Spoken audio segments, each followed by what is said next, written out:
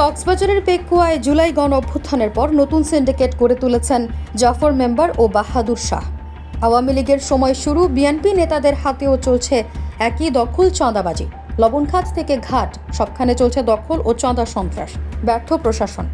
বিস্তারিত দেখুন কক্সবাজার থেকে রফিকুল ইসলামের 3 পর্বের ধারাবাহিক অনুসন্ধানী প্রতিবেদনের প্রথম পর্বে।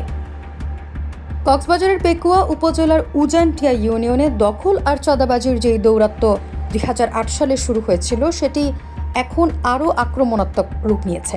স্থানীয়রা জানিয়েছেন, আওয়ামী লীগ আমলে যুবলীগ বিএনপি লোকাল সন্ত্রাসীদের যেভাবে জমি লুট, লবণ মাছের ঘের দখল এবং লাখ লাখ টাকার লুটপাট হয়েছিল, সরকার পরিবর্তনের পরেও সেই থাবা এক চুলও কমেনি। শুধু ব্যক্তি বদলেছে, দখল ও চাঁদা বদলায়নি বেড়ে টাকা নেওয়ার অঙ্ক। কোরিয়ারদিয়া মৌজার রেকর্ডীয় 92 একর লবণ মাঠ ও মৎস্য ঘের 1969 সাল থেকে আবাদ করে আসছিলেন মহেশখালীর মাতারবাড়ির মৃত সগির আহমেদ মেম্বারে ও অপর 4 জন। আওয়ামী লীগ ক্ষমতায় আসার পর 2008 সালে সম্পূর্ণ জমিটি দখলে নেয়া পেকুয়া উপজেলা যুবলীগের সাবেক সভাপতি, সাবেক উপজেলা চেয়ারম্যান এবং পেকুয়ার আলোচিত শিক্ষক আরিফ হত্যা মামলার মূল হোতা জাহাঙ্গীর আলম ওরফে কুখ্যাত গরু জাহাঙ্গীর, তার বাহিনী প্রথম ঝটকাতেই প্রায় 20 লাখ টাকার মাছ ও লবণ লুট করে। পরবর্তী 16 বছর অবৈধভাবে দখল রেখেছিল, যার বর্গা হিসেবে ক্ষয়ক্ষতির পরিমাণ দাঁড়িয়েছে 7,50,00,000 টাকার বেশি। গরু জাহাঙ্গীর পালিয়ে যাওয়ার পর এলাকার মানুষ ভেবেছিল দখলের দিন শেষ হবে, কিন্তু পুলিশি ব্যর্থতা, রাজনৈতিক পৃষ্ঠপোষকতা আর প্রভাবশালীদের গোপন আঁতাতের ফলে জমিটি পরে নতুন সিন্ডিকেটের কবলে। এবার ফুসুনিয়া বড় কোনা সব মেম্বার তার কোনা আর বয়স হয়ে যেতে 60 বছর আর এটা আসলে বরবাই ফুসুনিয়া মেম্বার আসলে আগে ফুসুনিয়া মেম্বার তো আবার সব মেম্বার মরি যায় উদ দায়িত্ব হয় রে জীবন যাওয়ানি তারা হলো এর আলো জীবন পর্যন্ত দিতারা এখন হাত দেবে আওয়ামী লীগ হলে আওয়ামী লীগে বিএমপি হলে বিএমপি।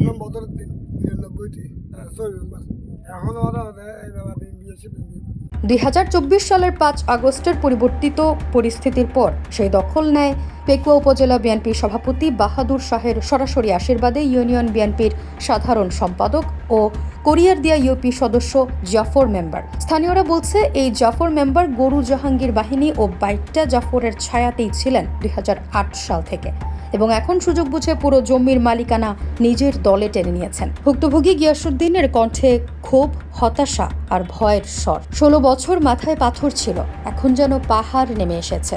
আওয়ামী লীগের আমলে যে লুট হয়েছে, এবার বিএনপির নাম ভাঙিয়ে জাফর মেম্বাররা আরো ভয়ঙ্করভাবে আমাদের চেপে ধরেছে। পেকুয়া উপজেলার যুবলীগের সভাপতি, উপজেলা চেয়ারম্যান জাহাঙ্গীর ওরফে গরু জাহাঙ্গীর নামে পরিচিত, এরই যোগ সাজসে কোরিয়ারদিয়া ইউনিয়নের কিছু আওয়ামী লীগের প্রভাবশালী নেতা 16 বছর পর্যন্ত আমার ঘোড়াটি, আমাদের পৈতৃক সম্পত্তির প্রজেক্টটি মেম্বার ছবির ঘোড়াটি তারা দখলে নেয়। 5ই আগস্টের পর যখন আওয়ামী লীগ ক্ষমতাচ্যুত হন, তখন আমরা স্বস্তির নিঃশ্বাস ফেলেছিলাম। এই 16 বছর আমাদের মাথার উপর একটি প্রচণ্ড পাথর ছাপা ছিল।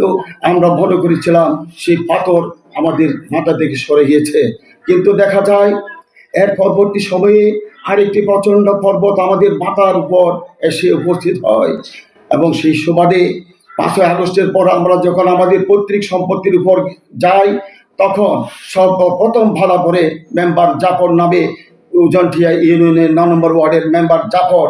কোরিয়ারদিয়ার দখলবাজির অভিযোগ ওঠার পর চকরিয়া বদরখালী এলাকার আরও কয়েকজন ভুক্তভোগী সালাউদ্দিন আহমেদের বাসভবনের সামনে মানববন্ধন করে জাফর মেম্বারের বিচার দাবি করেছেন। তাদের দাবি, 1977 থেকে 1978 সালের বন্দোবস্তির জমি 15 বছর ধরে দখলে রেখে যাচ্ছে জাফর মেম্বার। সাধারণ লবণ শ্রমিক থেকে দখলবাজ হয়ে ওঠা জাফর মেম্বার এখন নিজেকে জাফর আলম চৌধুরী নামে পরিচয় দিতে বেশি পছন্দ করেন। জনগণের পর্যবেক্ষণও আরও স্পষ্ট। আওয়ামী লীগ আমলে বাইট্টা জাফরের হয়ে জমি দখল করত, এখন একই কাজ করছে উপজেলা বিএনপির সভাপতি বাহাদুর শাহের ছত্রছায়ায়। সরকারকে তা মুখ্য নয়, দখলের রাজাই সব। পেকুয়া উজানটিয়ার আরেক ভয়াবহ অধ্যায় চলছে করিমদাদ মিয়া ঘাটকে ঘিরে। ইউনিয়ন বিএনপির সভাপতি রেজাউল করিম মিন্টু খাস কালেকশন থেকে ইজারা নেওয়ার পর আগস্টের পর থেকে প্রতিটি লবণবাহী ও মালামালবাহী বলগেট থেকে 4 থেকে 5,000 টাকা করে নীতি বহির্ভূতভাবে চাঁদা আদায় করছেন। ব্যবসায়ীদের দাবি, আগে আওয়ামী লীগ আমলে সর্বোচ্চ 2,000 টাকা দিতে হতো, এখন সেই চাঁদা দ্বিগুণেরও বেশি। কেউ প্রতিবাদ করলে হুমকি আসে। এই অনৈতিক চাঁদা আদায়ের কারণে বলগেট পরিবহন বন্ধ হয়ে যাওয়ার আশঙ্কায় করছেন ব্যবসায়ীরা। চাঁদা তোলার দায়িত্ব দেওয়া হয়েছে এলাকায় ডাকাত হিসেবে পরিচিত আব্দুল খালেককে। স্থানীয়রা বলছে এই সন্ত্রাসীকে পুরস্কার হিসেবে এখন যুবদলে পদায়নও করা হয়েছে। করিমদাদ মিয়া ঘাটকে নিয়ে যে আর কি লবণবাহী যে মালামাল গুলো গাড়িগুলো আছে বলগেট দিয়ে 4-5 হাজার টাকা করে নেওয়া হচ্ছে। এটা আমি জানি না, এটা হইলে বল গেটের বিষয়, এটা আমি জানবো না। ওই যে 92 একর লবণ মাঠ, তারপরে মৎস্যগের, যারা ইয়ে করতে আজাদে জাহাঙ্গীর থেকে নিতে আগে এরাই এখনো এরাই করে। কেউ আমি জানি না ভাই, আমি আপনারে মিথ্যা কথা বলতে পারবো না। কে খাচ্ছে এটা আপনারা ইয়ে তদন্ত করে দেখেন। যেগুলা খালি ওখানে মানববন্ধন করতে গেছিল ওইটার জায়গা কালকে চেয়ারম্যানের ওখানে বৈঠক, আমি ওইটা বর্গা নিছি যে ওইটাও 42 খানি জায়গা, 12 একর জায়গা। এই ঘাট দিয়ে এখন প্রতি সপ্তাহে চোরা চালানের পণ্য খালাস হচ্ছে। সামাজিক যোগাযোগ মাধ্যমে সমালোচনার ঝড় উঠলেও বন্ধ হয়নি সিন্ডিকেটের বাণিজ্য। এলাকার মানুষের মুখে একটাই অভিযোগ, চাঁদা আদায়ের ফলে বলগেট না এলে ব্যবসা বন্ধ। ফলে আতঙ্ক বিরাজ করছে এই খাতে। সাধারণ খেটে খাওয়া মানুষের প্রশ্ন, দখলবাজরা কি রাজনৈতিক দলে দলে ঘুরে ঘুরে এভাবেই জমি লুট করবে? চাঁদার নামে কোটি কোটি টাকা পকেটস্থ করবে? এই নৈরাজ্য কি থামবে না কখনো? চোরাচালানের নৌপথ কি কারো নিয়ন্ত্রণের বাইরে? ভুক্তভোগীদের আর্তনাদ স্পষ্ট, আমরা জমি হারিয়েছি, ব্যবসা হারাচ্ছি, নিরাপত্তা হারিয়েছি, কিন্তু বিচার পাই না। দর্শক, পরবর্তী পর্বে আসছে জাফর মেম্বার গংদের নতুন দখল পদ্ধতি, আয় বহির্ভূত সম্পদের পাহাড়, দুদকের তদন্ত অগ্রগতি, চোরাচালান শৃঙ্খলের মূল হোতাদের নাম সহ বিস্ফোরক সব তথ্য। অগ্রযাত্রা প্রতিদিন